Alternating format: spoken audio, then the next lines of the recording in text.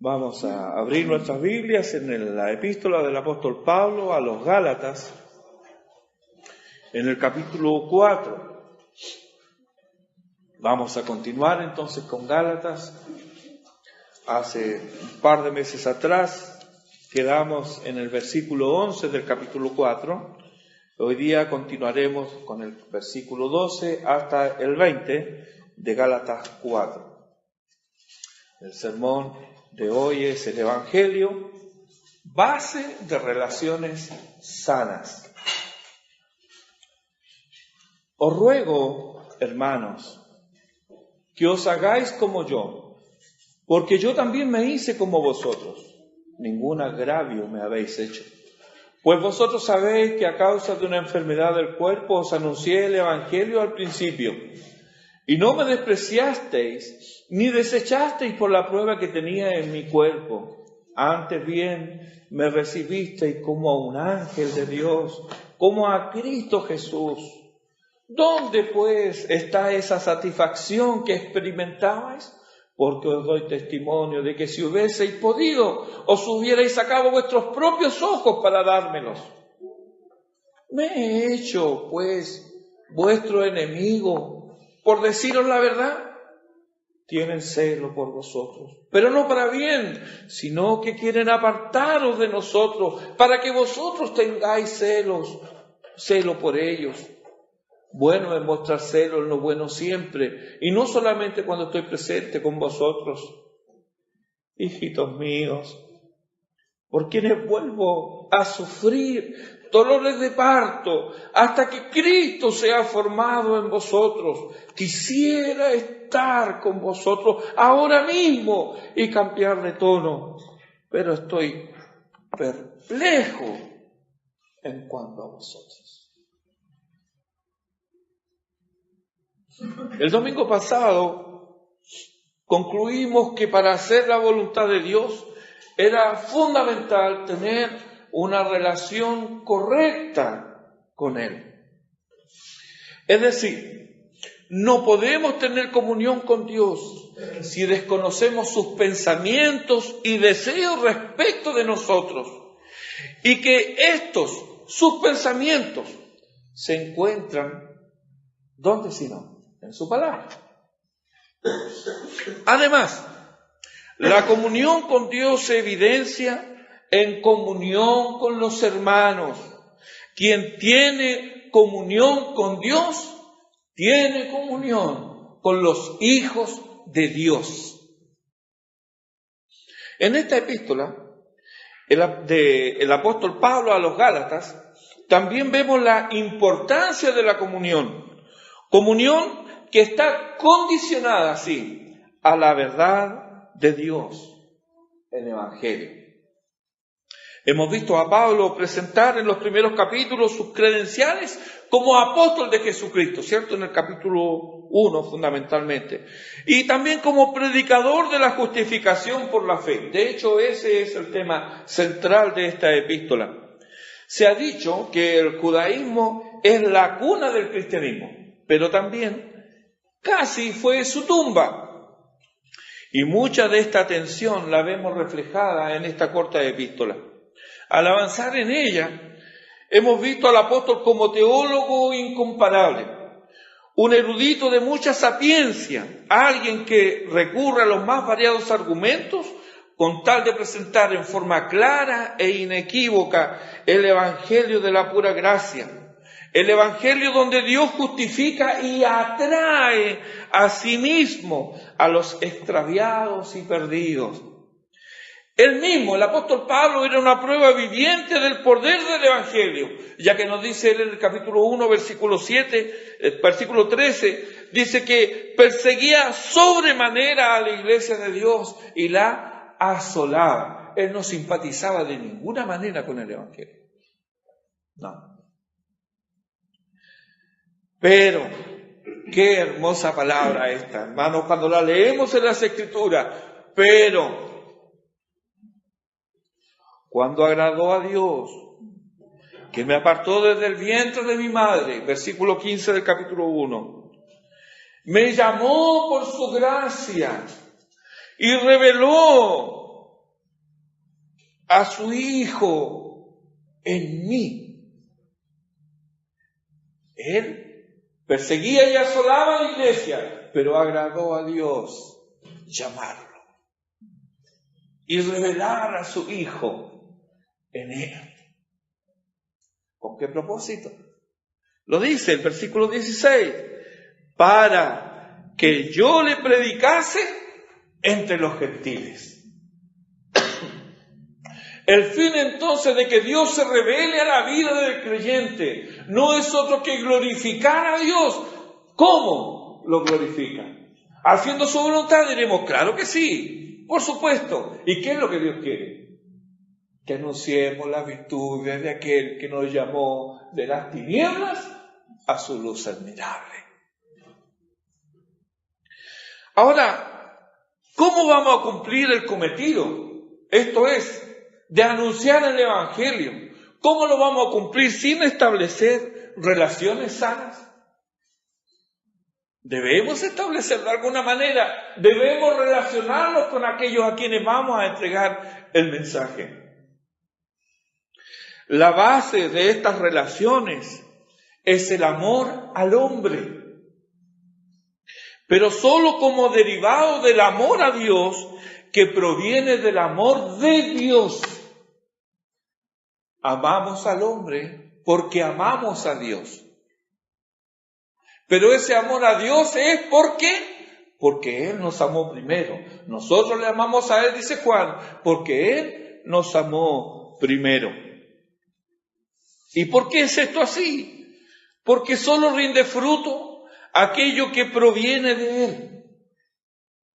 Por lo tanto, si queremos establecer una relación sana, pero en ella no está el amor de Cristo, eso no va a rendir fruto.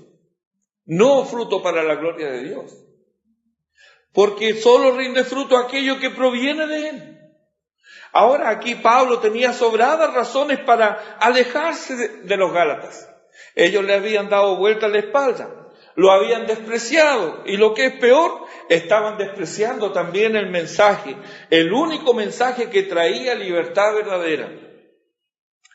Hemos escuchado antes a Pablo, el teólogo, a Pablo, el defensor de la fe. Ahora vamos a ver a Pablo, el hombre, el pastor, el padre tierno y amante de las almas. Ahora no puede ser de otra manera, porque amar es relacionarse.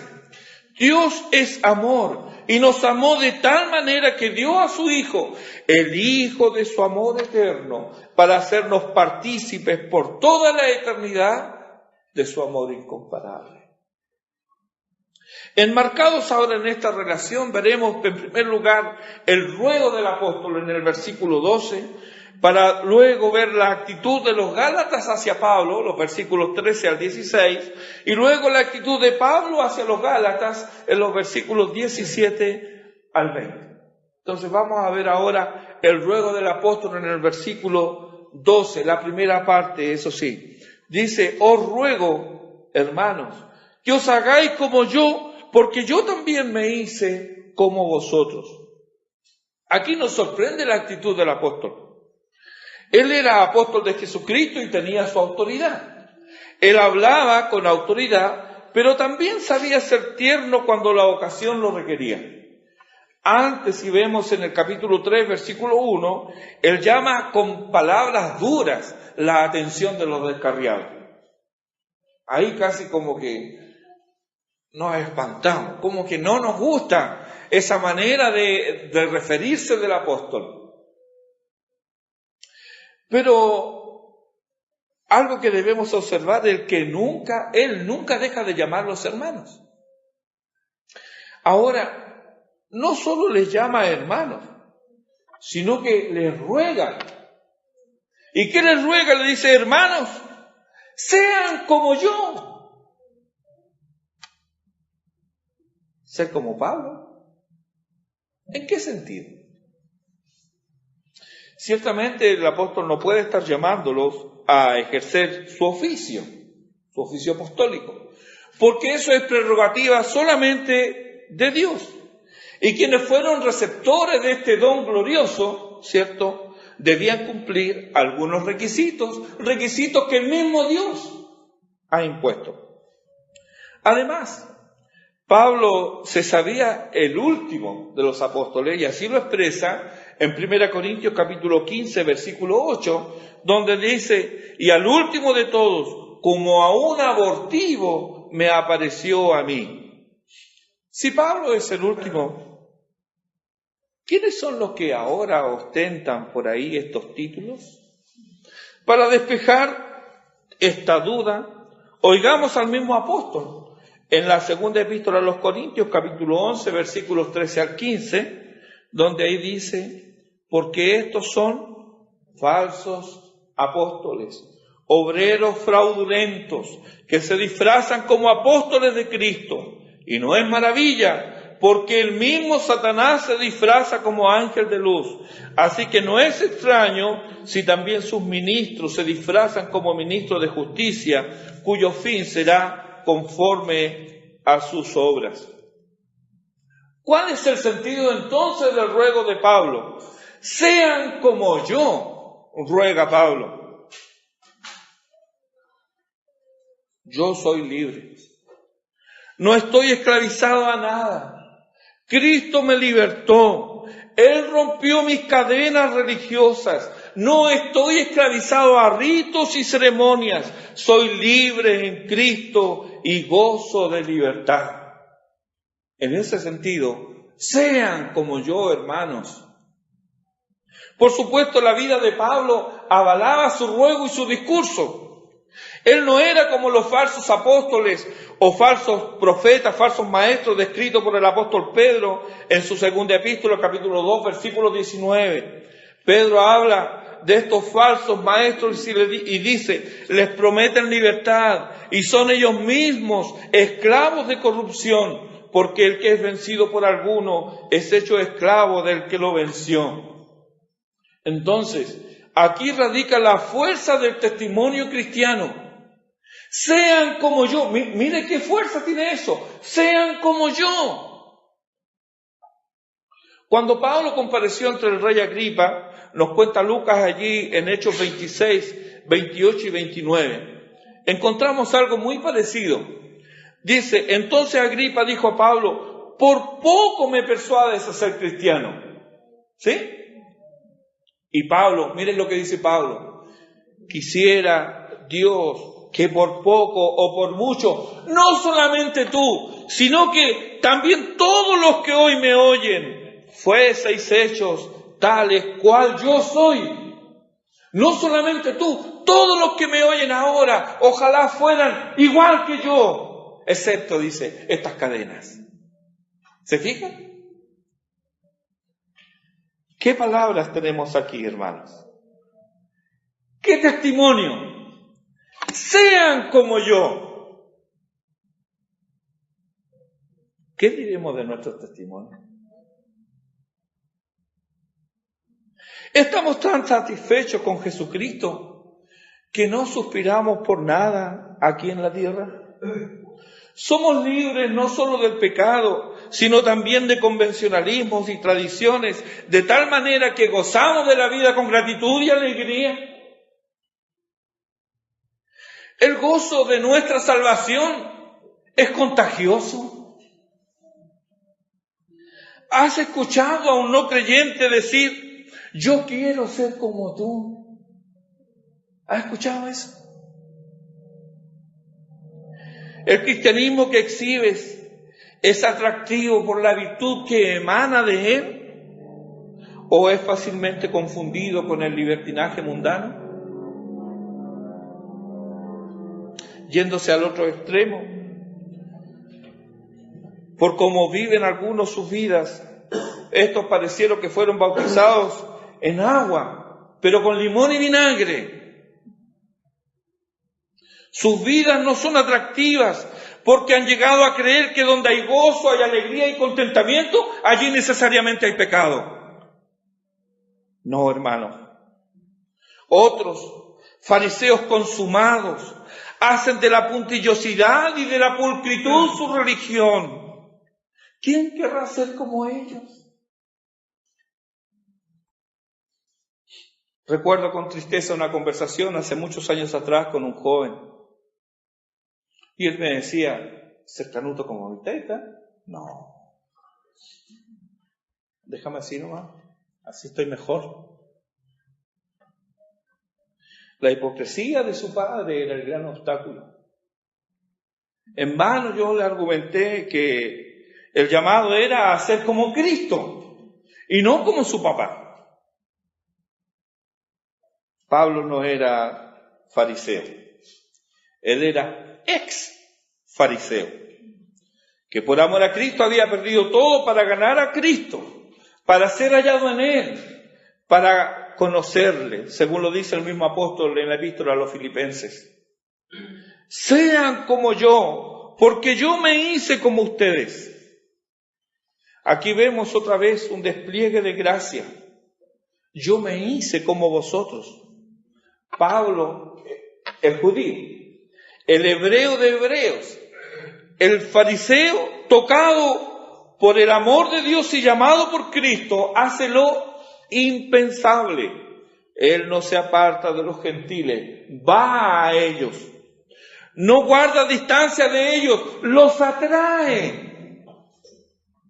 No se sube a un pedestal, como dice el Señor ahí en Isaías.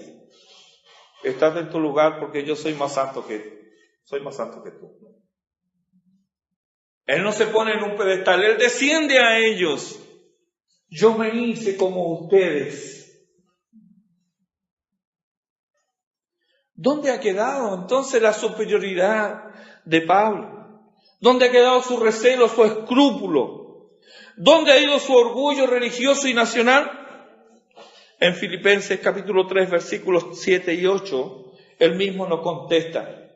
Nos contesta porque él dice ahí, pero cuántas cosas eran para mi ganancia, las he estimado como pérdida por amor de Cristo.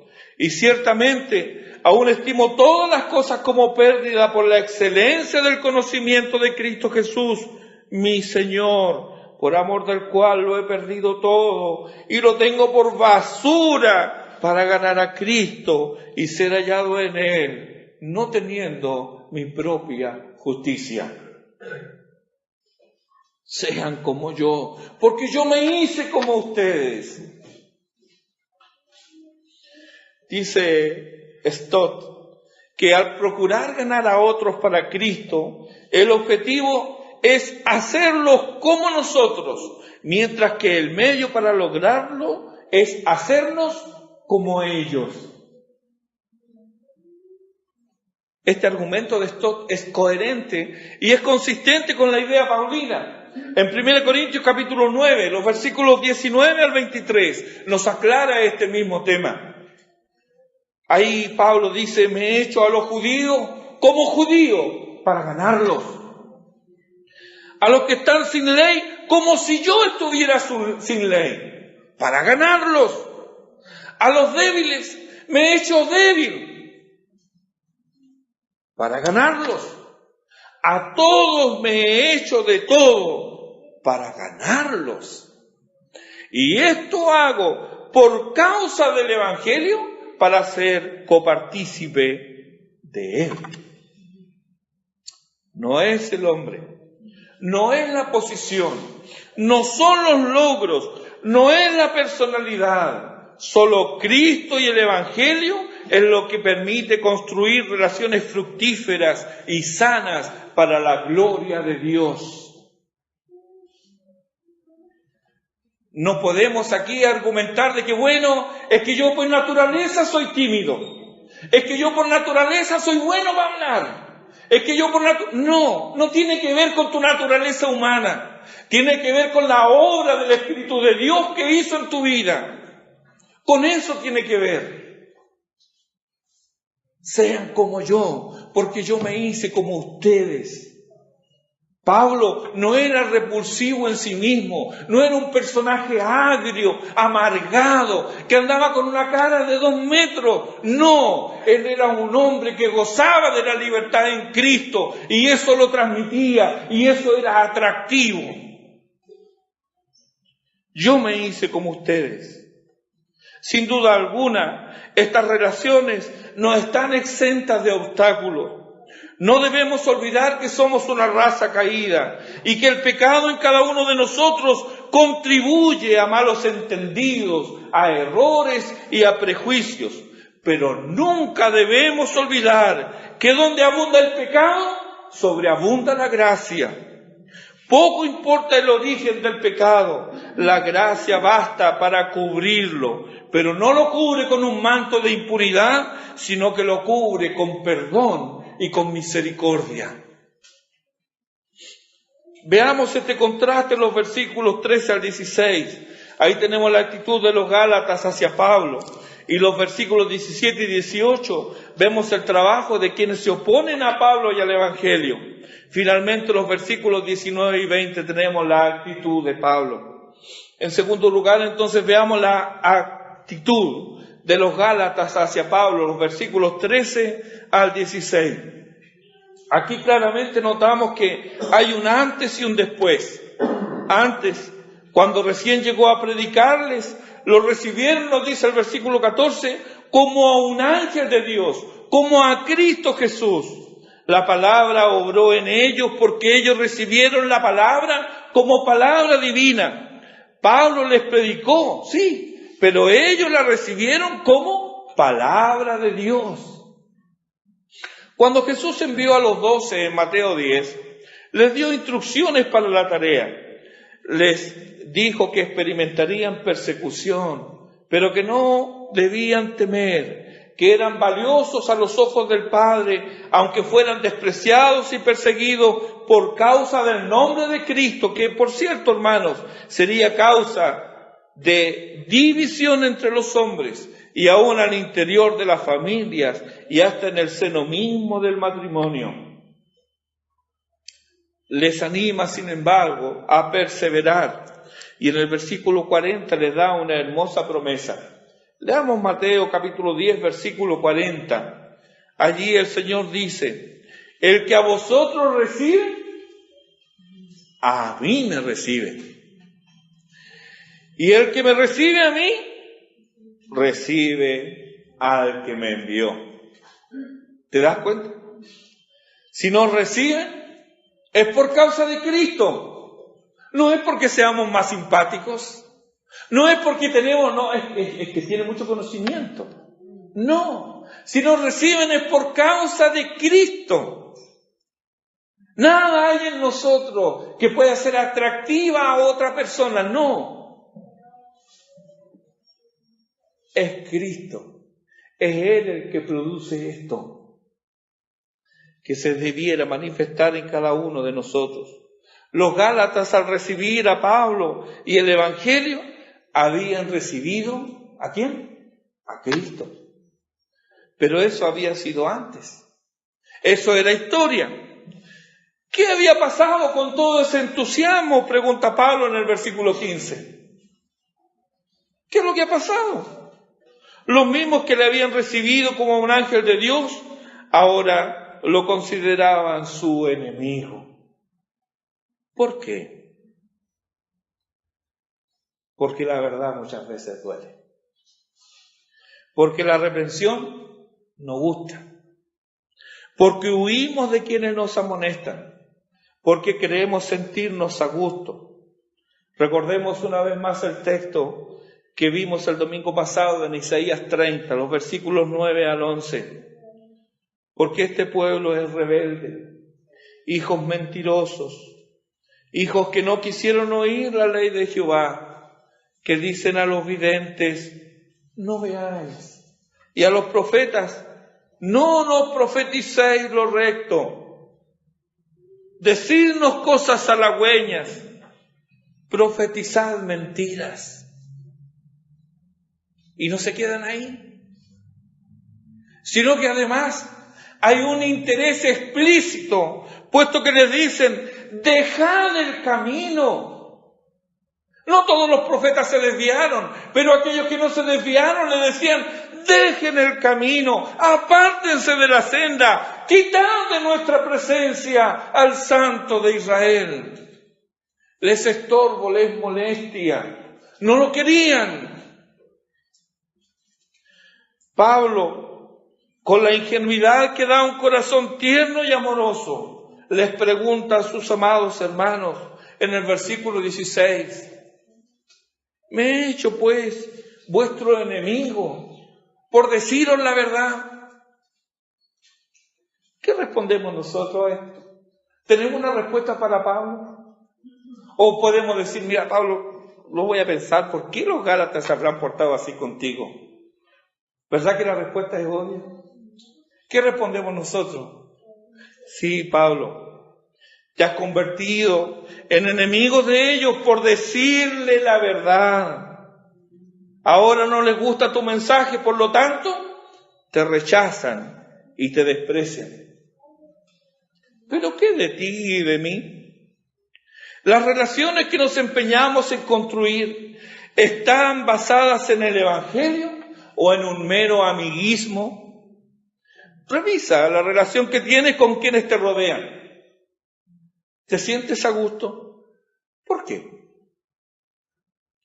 ¿Porque esa relación está basada en el Evangelio y exalta a Cristo? ¿O porque no te confronta con tu manera de vivir? Los Gálatas habían sido presa del dicho moderno, vive y deja vivir. Pero aquí te vas a meter en problemas, deja. ¿Has escuchado eso?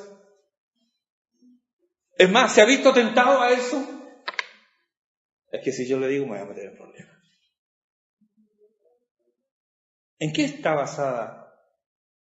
basadas tus relaciones? ¿Por qué te juntas más con unos que con otros? Es cierto, hermanos, no nos llevamos todos de la misma manera.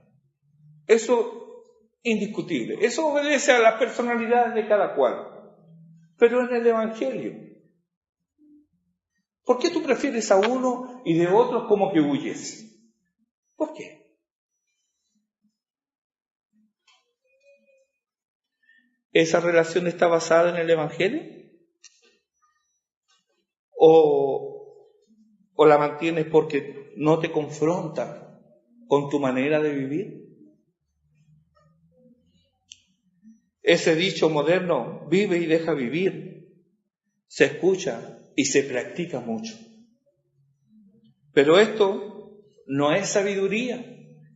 Esto es insensatez. Viviendo así te asegurarás 1.000.000 de amigos, como canta alguien, pero no contarás con la compañía de los redimidos. Pablo no cambió su mensaje. Él le debía fidelidad a Dios, no a los hombres. Su enseñanza se tornó impopular porque siempre será impopular el Evangelio para el libertino. ¿Y qué hemos hecho? ¿Diluimos el mensaje entonces? O la otra, seleccionamos doctrina y ahí seguimos predicando la palabra, pero predicamos eso que no molesta, lo que no hiere. Quienes predicamos debemos considerar seriamente nuestro llamado, porque nos dice Santiago capítulo 3 versículo 1 que recibiremos mayor condenación. Gálatas 1:10 nos parece un corolario exacto para quienes aspiramos a construir relaciones basadas en el Evangelio. Pues, ¿busco ahora el favor de los hombres o el de Dios? ¿O trato de agradar a los hombres? Pues si todavía agradara a los hombres, no sería siervo de Cristo. En tercer lugar, veamos ahora la actitud de Pablo hacia los Gálatas. Los versículos 17 al 20. Notamos aquí que los versículos 17 y 18 son una especie de comparación que el apóstol hace entre el trato que tienen los falsos apóstoles o falsos maestros o falsos hermanos con los Gálatas y el trato que que Pablo mismo tiene con los Gálatas. Compara estas dos situaciones. Leamos estos versículos y lo voy a leer en la Nueva Traducción Viviente. Dice ahí en estos versículos: esos falsos maestros están muy ansiosos de ganarse el favor de ustedes, pero sus intenciones no son nada buenas. Lo que quieren es aislarlos de mí para que ustedes solo les presten atención a ellos. Si alguien quiere hacer cosas buenas por ustedes, no hay ningún problema, pero que lo haga en todo tiempo, no solo cuando estoy con ustedes. Es evidente aquí la mala intención. Los falsos maestros no eran sinceros en sus afectos por los Gálatas. Sus verdaderas intenciones eran alejarlos de la influencia benéfica del apóstol y del evangelio que él predicaba. Esas eran sus verdaderas intenciones. Ellos tenían su propio programa y en su forma engañosa y solapada, ellos trabajaron para ganarse el corazón de los Gálatas. Y tontamente, los Gálatas se prestaron a ello. No sabemos cuánto, pero fueron muchas las iglesias influenciadas por el error. Y no dudamos que a raíz de esto, las divisiones y contiendas surgieron por doquier. Tanto que más adelante, en esta misma epístola, en el capítulo 5, versículo 15, el apóstol llega a decirles: pero si os mordéis y os coméis unos a otros, mirad que también no os consumáis unos a otros. Y esto le habla a la iglesia. Cuando nos apartamos del evangelio, nos hemos apartado de Cristo. Y fuera de Cristo, ¿qué podemos hacer? ¿Qué podemos hacer? Todo esfuerzo que hagamos, hermanos, será inútil. Toda obra emprendida sin Cristo será infructuosa. Aquí los falsos maestros usaron de palabras empalagosas y agradables al oído. Adularon a sus oyentes y así se los ganaron. Consiguieron su objetivo, que no era llevarlos a Cristo, sino ganar adeptos a su causa. Mostraban celo y solicitud por ellos, pero al abandonar el evangelio de la gracia de Dios, ¿qué hicieron? Los esclavizaron a sus propias ideas. ¿Ha cambiado el diablo sus estrategias? No. Será el diablo, pero no es estúpido. Él sabe que esto rinde frutos. Tan pronto surge la envidia y la ambición de poder, estemos seguros que el evangelio no está allí y la gloria de Cristo se ha marchado. Imperceptiblemente, aquellos alejados de Cristo y de sus ministros fieles abandonan su libertad y voluntariamente se esclavizan a reglas y mandamientos. Su fe no se ha extinguido del todo, pero es una fe corrompida. Es una fe inútil para compartir. Es una fe que descansa en el grupo, no en el Señor de gloria. Y en esta relación impropia y enfermiza entre el pueblo de Dios y los falsos maestros, el evangelio termina diluyéndose, se pierde, se esfuma.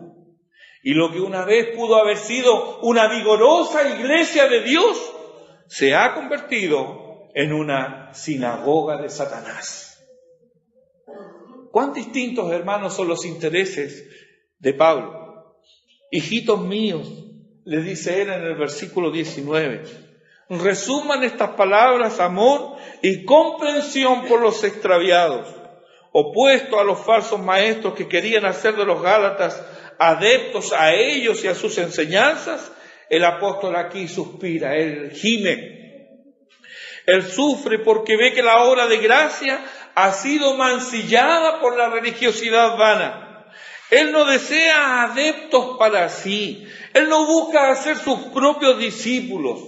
Él no descansará, no dice el texto, hasta que Cristo sea formado en vosotros. Todo verdadero ministro de Cristo conoce esta agonía. No le basta que Cristo more en cada corazón. No le basta que un día hayan rendido sus vidas a Cristo. Él quiere ver a Cristo formado en ellos. Y esto no es de la noche a la mañana. Por ello debe advertir a los descuidados, debe sacudir a los cómodos, debe amonestar a los ociosos, debe animar a los de poco ánimo, debe aconsejar a los indecisos y debe reprender las conductas impías. La congregación de los santos no es un grupo de ángeles bien dispuestos para hacer la voluntad de Dios, no. Es la congregación de los santos la que debe hacer morir fornicación, impureza, pasiones desordenadas, malos deseos y avaricia, que es idolatría. Es la congregación de los santos la que también debe dejar todas estas cosas. ¿Qué cosas? Ira, enojo, malicia, blasfemia, palabra deshonesta de vuestra boca. No mintáis los unos a los otros. Colosenses 3, versículos 5, 8 y 9. Es en la congregación de los santos la que debe aprender a ocuparse en buenas obras para los casos de necesidad, para que no sean sin fruto. Tito capítulo 3, versículo 14. Esta es la congregación de los santos, donde el que hurtaba no hurte más, sino trabaje, haciendo con sus manos lo que es bueno, para que tenga que compartir con el que padece necesidad. Eso lo dice Efesios 4, 28. Hermanos, ¿cuánto necesitamos que Cristo sea formado en nosotros? Ser como Cristo, ser como Él. Esto es algo que anhela tu alma. Suspiras por ser cada día como tu Salvador. Deseas que las virtudes del cielo se derramen cada día sobre tu vida para la gloria de Cristo. Te tengo noticias.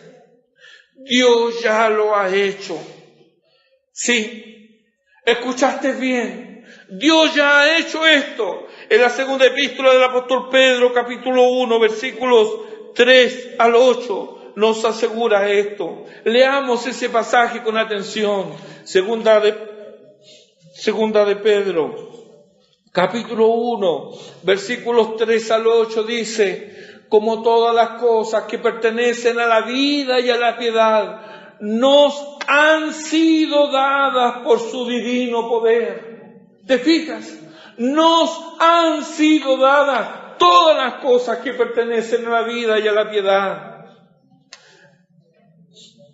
mediante el conocimiento de aquel que nos llamó por su gloria y excelencia. ¿Quién es este? Jesucristo. Por medio de Él tenemos todo, por medio de las cuales nos ha dado preciosas y grandísimas promesas, para que por ella llegaseis a ser participantes de la naturaleza divina, habiendo huido de la corrupción que hay en el mundo a causa de la concupiscencia. Vosotros también, poniendo toda diligencia por esto mismo, añadid a vuestra fe virtud, a la virtud conocimiento, al conocimiento dominio propio, al dominio propio paciencia, a la paciencia piedad, a la piedad afecto fraternal y al afecto fraternal amor.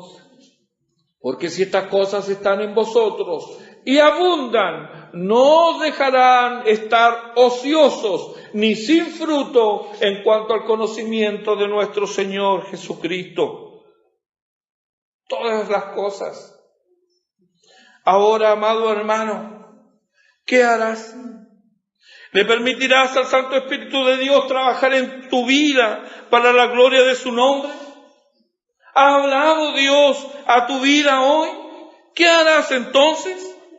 En Hebreos, capítulos 3 y capítulo 4, lo puedes leer en tu casa después. Hay una frase que se repite 3 veces. Si oyereis hoy su voz, no endurezcáis vuestros corazones. 3 veces se repite eso en estos 2 capítulos. Y esto lo dice el Espíritu Santo. ¿Y lo dice a quién? A ti y a mí. Nos lo dice a nosotros. Si oyereis hoy su voz, no endurezcáis vuestros corazones. Israel escuchó a Dios en el Sinaí. En Hebreos 12:18 nos dice que no os habéis acercado al monte que se podía palpar, haciendo referencia a esto. Nosotros no nos hemos acercado a ese monte. El versículo 18 de Hebreos 12. Sino que nos hemos acercado al monte de Sión. El versículo 22 lo dice. A Jesús, el mediador de un mejor pacto. Lo dice el versículo 24. Y añade en el versículo 25. Mirad que no desechéis al que habla. Porque si no escaparon aquellos que desecharon al que los amonestaba en la tierra, mucho menos nosotros si desecharemos al que amonesta desde los cielos. Luego en el versículo 26 nos enuncia la promesa que es una realidad en el versículo 28. ¿Cuál es esa promesa? Así que, recibiendo nosotros un reino inconmovible, hermanos, recibiendo nosotros un reino inconmovible, tengamos gratitud y mediante ella sirvamos a Dios agradándole con temor y reverencia. Demos entonces gracias a Dios por su don inefable. En el nombre de Cristo. Amén. Oremos.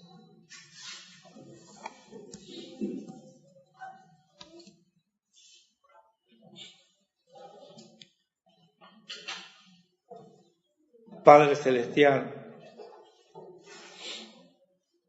gracias por mostrarnos una vez más las abundantes riquezas de tu gracia derramadas por medio de Jesucristo nuestro Señor. Perdónanos, Señor, que en el transcurso de nuestras vidas o ignoramos estas verdades o las menospreciamos. Perdónanos por caminar nuestros propios caminos y no andar en los tuyos. Y ayúdanos, Señor, para no ser como los Gálatas, para no arrimarnos solamente a aquellos que nos hablan bien, sino para tener en consideración y estima a aquellos que por amor a nuestras almas y con tu palabra nos reprenden, nos exhortan y nos animan. Ten misericordia de nosotros y permite que con nuestras vidas también mostremos esta obra de gracia, que no seamos repulsivos al que no te conoce, sino que podamos atraer, porque esta atracción no será producto de artilugios humanos, sino que será obra de tu Santo Espíritu, quien atrae a los suyos así. Rogamos tu bendición